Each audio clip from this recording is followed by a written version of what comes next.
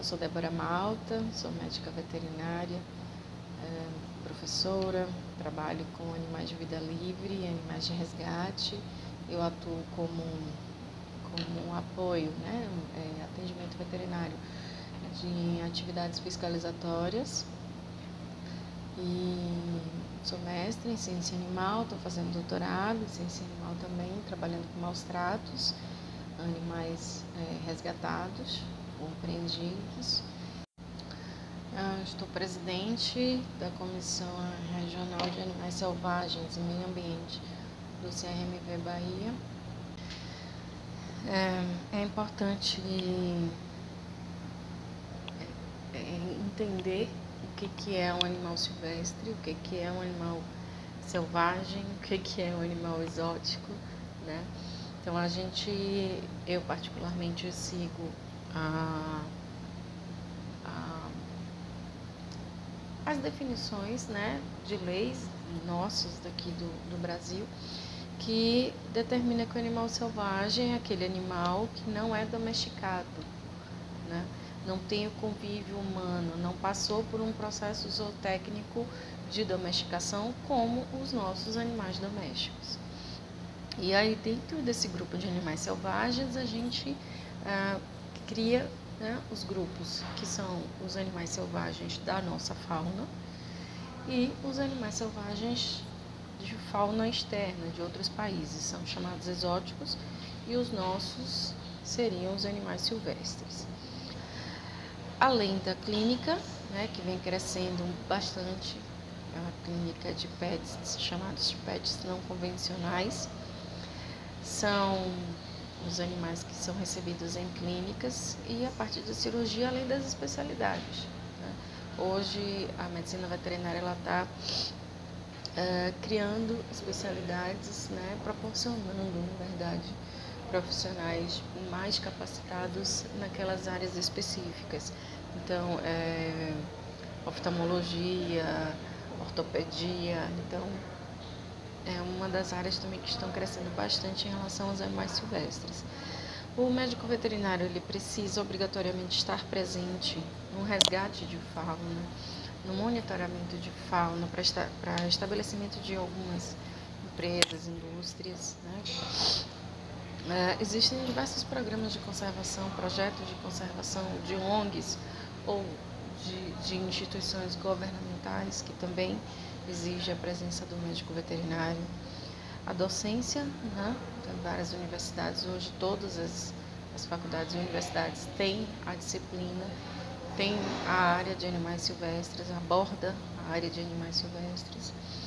E o setor de criações, né, tanto as criações científicas quanto as de conservação, né, setas, zoológicos, quanto a área comercial, que também vem crescendo em relação à criação dos animais que podem se reproduzir e serem vendidos de forma legal e também para produção, né, de carne, de couro. Então é uma área bem abrangente. Em relação ao piso salarial, o sindicato ele estipula, se eu não me engano, até 6 horas trabalhadas, o mínimo de 6 salários mínimos, até 6 salários mínimos, mas isso aí vai variar, né? Depende da clínica, se você vai trabalhar em regime de plantão ou de comissão, numa fiscalização, num resgate, monitoramento de fauna, é você que vai estipular, né, o seu valor, o valor dos honorários. Isso é bem variado, né? Na docência, é a faculdade, a universidade que estipula também o valor da hora-aula. Então, assim, existe o piso mínimo, né, que é o sindicato que determina. Por que fazer, por que ser médica veterinária de animais selvagens? Eu já entrei na faculdade sabendo o que eu queria, né? Eu fiquei na dúvida entre veterinária e biologia, mas aí depois de ver que biologia tinha muita botânica, eu desisti, fui para veterinária, passei a minha faculdade inteira, minha graduação inteira, ouvindo os professores dizendo que não era para mim, que eu tinha que fazer biologia, que veterinário não trabalha com isso. Como assim? Quem cuida desses animais? Não é o biólogo. E assim que eu saí da faculdade, naquela situação, né, de não ter um emprego, eu fui, mesmo tendo vários estágios, né, não tinha área de trabalho aqui na Bahia. Aí eu fui para a clínica, mas clínica de pequenos, na intenção de atender animais silvestres, né? Mas não chegavam. As pessoas tinham medo de levar os animais, né? Tinham medo do veterinário denunciar, medo pelo fato do animal ser ilegal. Ele tem que garantir ao tutor que aquele animal vai ser bem cuidado, orientar que o fato de ser um animal ilegal, ele está incorrendo em crime ambiental. E o que ele tem que fazer é basicamente isso, é atender o animal independente da sua origem, mas orientar o tutor de que ele pode fazer entrega voluntária, né, sem precisar responder processo criminal, nada, absolutamente nada, que ele pode simplesmente chegar, procurar o órgão ambiental e entregar o animal sem nenhum tipo de sanção penal. Então, naquela época, ninguém levava, todo mundo tinha medo, só um ou outro que tinha animais legais que apareciam, mas basicamente era cachorro e gato. E aí eu não fiquei nem um mês, acho que eu só dei uns 3 plantões e pedi para sair. Só que aí logo depois, não demorou nem uma semana, eu fui chamada para coordenar o projeto da Arara Azul de Leá.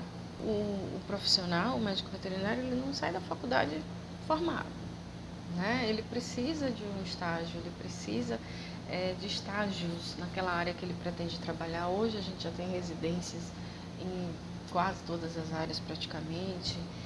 E assim, é muito importante que se direcione os estudos e os estágios para a área que vai trabalhar.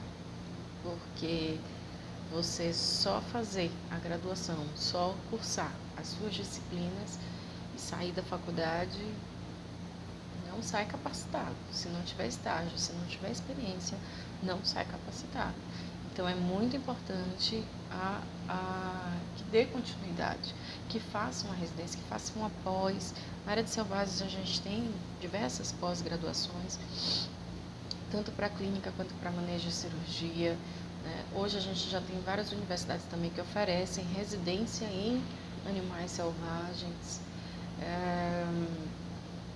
E tem que buscar, né? Na minha época de graduação eu não tinha a disciplina, não tinha em nenhuma faculdade ainda a disciplina de animais selvagens, mas enfim, como eu já entrei sabendo que eu queria essa área, eu tive que buscar. Nas minhas férias eu passei por 2 greves na UFBA e aproveitei para sair, para fazer estágio fora. Estagiei no Zoológico de Salvador, foi o primeiro lugar que eu estagiei, no 3º semestre já. E durante as férias e as greves eu realmente viajava, ia procurar uns projetos de conservação, um zoológico, para fazer o estágio. Então é muito importante buscar esse conhecimento, né? O que acontece, eu vi uma situação que aconteceu, que é um colega recém-formado, não estava conseguindo trabalhar, não estava conseguindo arrumar um emprego, e aí foi chamado para um resgate de falta. Estou desempregado, né? Ele resolveu aceitar. Aí eu pergunto, não sabe identificar serpentes, não sabe se é a serpente é peçonhenta ou não sabe manejar uma serpente, então ele está oferecendo risco para ele, para o animal, porque ele não vai saber manejar esse animal de forma correta, né? Ele pode acabar matando esse animal se ele não fizer da forma correta, fora o risco que ele vai estar correndo, porque ele não sabe identificar o animal, né? Os animais, se oferece risco, se não oferece risco, qual a melhor forma de manejo. Então, o profissional ele tem que ter discernimento, ele tem que ter responsabilidade para conhecer a sua habilidade, para saber se ele tem capacidade de assumir aquilo ali ou não. E ele pode incorrer, na verdade, em processo ético, né? Ele precisa ter bastante cuidado em relação não, eu não trabalho com animais silvestres, então ou eu vou me especializar, eu vou procurar algo que me dê essa habilitação, ou eu vou trabalhar com os animais que eu tenho mais afinidade, que eu sei manejar. Da mesma forma que se eu for chamada para atender cabras, eu não vou, né? Eu vou indicar um outro colega. Todo veterinário corre risco por estar trabalhando com animais, né? Porém, o veterinário de animais selvagens, o risco é muito maior, né? Por se tratar de animais que, teoricamente, na sua grande maioria, não têm o convívio humano, não estão acostumados com o convívio humano.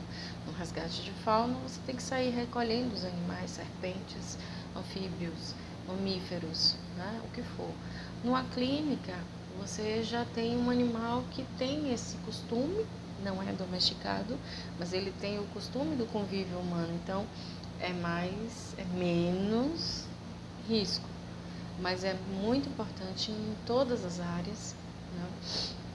Em todos os trabalhos com animais selvagens, é muito importante que tenha uma equipe afiada e o médico veterinário tenha plena habilidade para trabalhar com aquele animal.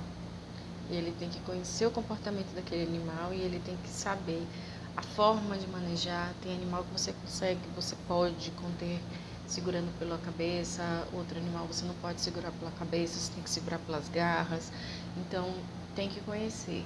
E a equipe tem que estar realmente afinada, treinada, capacitada para não oferecer risco, nem para o médico veterinário, nem para a equipe, muito menos para o animal.